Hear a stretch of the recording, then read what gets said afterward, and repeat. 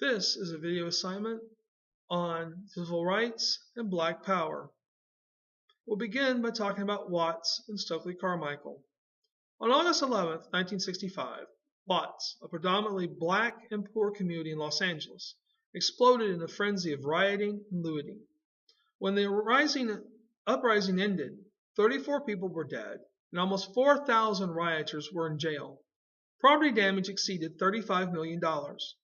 In the summer of 1966, Chicago and Cleveland, along with 40 other American cities, experienced race riots. In 1967, Newark and Detroit burst into flames. What made these riots different from riots in the past is that blacks started the riots themselves, not whites. And it's seen as if blacks brought violence and destruction upon their communities in an effort to destroy what they could not stomach and what civil rights legislation seemed unable to change. According to Watts resident Tommy Jaquette, quote, "People keep calling it a riot, but we call it a revolt because it had a legitimate purpose. It was a response to police brutality and social exploitation of a community and of a people. People said that if we burned down our community, no, we didn't. We had a revolt in our community against those people who were in here trying to exploit and oppress us. We did not own this community. We did not own the businesses in the community. We did not own the majority of the housing in this community. Some people want to know if I think it was really worth it. I think anytime people stand up for their rights, it's worth it." By 1966, Black Power had become an imprecise but riveting rallying cry for young militants. Stokely Carmichael, a 25-year-old graduate of Howard University, became the head of the Student Nonviolent Coalition Committee and placed SNCC onto a more militant course.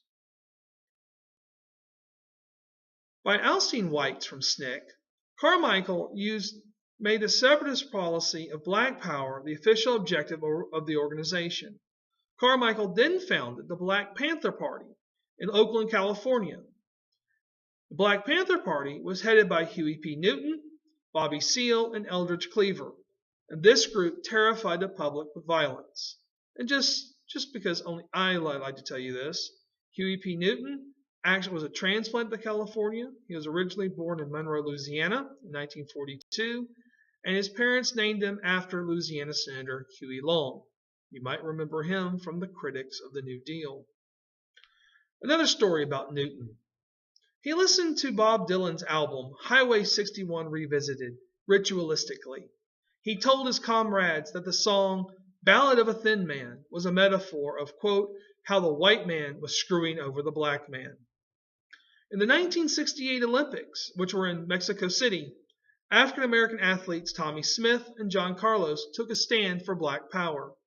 In the medal awards ceremony for the men's 200-meter race, Smith, who won the gold medal, and Carlos, who won the bronze medal, raised their black gloved fists and wore black socks in lieu of shoes. The black fist, was the Black Power salute. Smith had the right glove, Carlos had the left. As punishment, the International Olympic Committee banned both Smith and Carlos from the Olympic Games for life. But the most articulate spokesman for Black Power was Malcolm X. Formerly known as Malcolm Little, Malcolm X had risen from a ghetto childhood to become the chief disciple of Elijah Muhammad, the leader of the American Nation of Islam. In 1964, Malcolm X said, "Yes, I'm an extremist. The black race in the United States is in extremely bad shape. You show me a black man who is an extremist, and I'll show you one who needs psychiatric attention." After the Selma to Montgomery marches, Malcolm X said, quote, "I think that the people in this part of the world would do well to listen to Dr. King and give him what he's asking for, and give it to him fast before some other factions come along and try to do it some other way. What he's asking for is rights, and that's the ballot. If he can't get it the way King's trying to get it, then it's going to be gotten one way or the other." Unquote. After the publication of his autobiography in 1964, Malcolm X was gunned down in Harlem by assassins representing a rival faction of black Muslims, although many claim that Elijah Muhammad had ordered the hit himself. According to the Unfinished Nation, with Malcolm X went the most effective voice for urban black militancy since Marcus Garvey. After all, Malcolm X was the son of a member of Garvey's UNIA.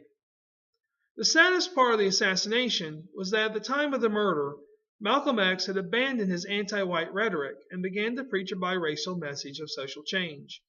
He'd even started working with Dr. King and the SCLC, and in fact, they'd actually met. The Black Power movement only attracted a small minority of mostly young African Americans. Only 15% of American blacks listed themselves as separatists. Dr. King dismissed black separatism and the promotion of violent social change by reminding his followers that we can't win violently. Despite the violence, the Black Power philosophy had two positive effects upon the civil rights movement. First, it motivated African Americans to take greater pride in their racial heritage. Malcolm X declared that, quote, the worst crime the white man has committed has been to teach us to hate ourselves. In 1969, singer James Brown urged listeners to, quote, say it loud, I'm black and I'm proud. It became one of his signature songs, and the origin of the phrase, quote, his bad self. Second, the assertiveness of Black Power advocates forced Dr. King and other mainstream black leaders and organizations to focus attention on the plight of poor inner-city blacks. Dr. King said that public access to services meant little to people mired in poverty. They needed jobs and decent housing as much as legal rights. Thus, Dr. King began to shift his efforts to the plight of poverty after 1965, as the civil rights movement began to wane and splinter into factions. Thank you for watching this video on Black Power and the Civil Rights Movement, and may the force be with you on your next exam.